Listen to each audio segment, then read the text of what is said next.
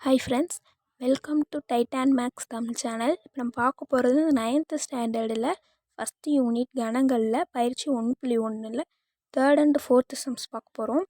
Third சம்மில் என்ன கொடுத்துருக்குறாங்கன்னா, ஏபிசின்ற ஒரு 3 கணம் கொடுத்துருக்குறாங்க. அது கொடுத்துட்டு அதிலிருந்து இதெல்லாம் சரியா தவறா அப்படின்னு கேட்டிருக்காங்க. ஃபஸ்ட் இதில் 18 பிலாங்ஸ் டு சின்னு கொடுத்துருக்காங்க. இந்த இந்த இதுக்கு தான் பிலாங்ஸ் டுன்னு சொல்லணும். இந்த 18ன்றது சியில் ஒரு உறுப்பாக இருக்கா அப்படின்னு சொல்லி கேட்குறாங்க. சியில் 18 ஒரு உறுப்பாக இருக்குது. அப்போ இது சரி.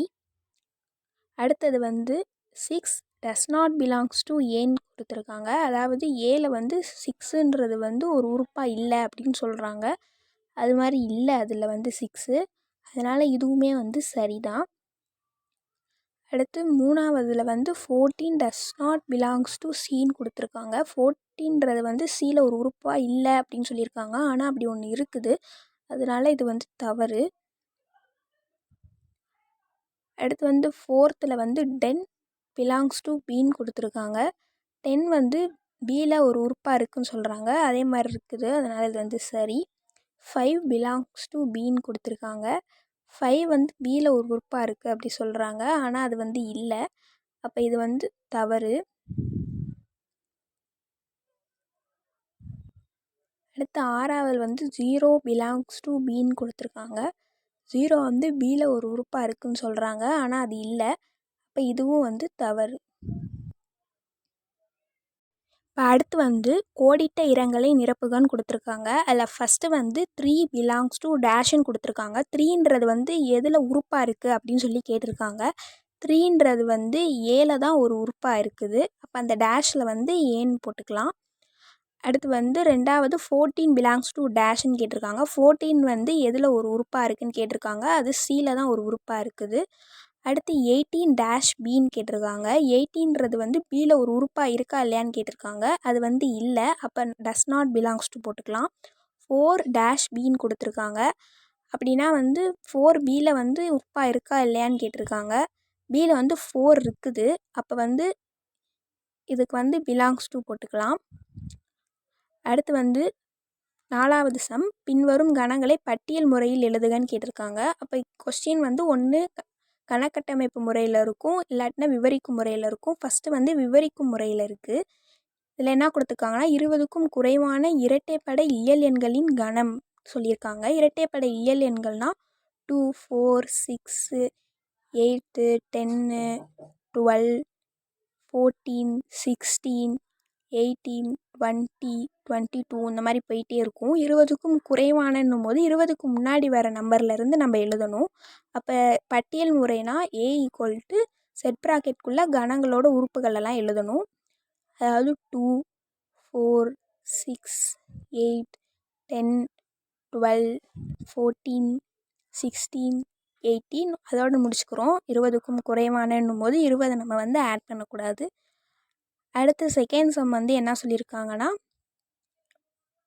B = y such that y = 1/2n, n belongs to n, n less than or equal to 5ன்னு கொடுத்துருக்காங்க.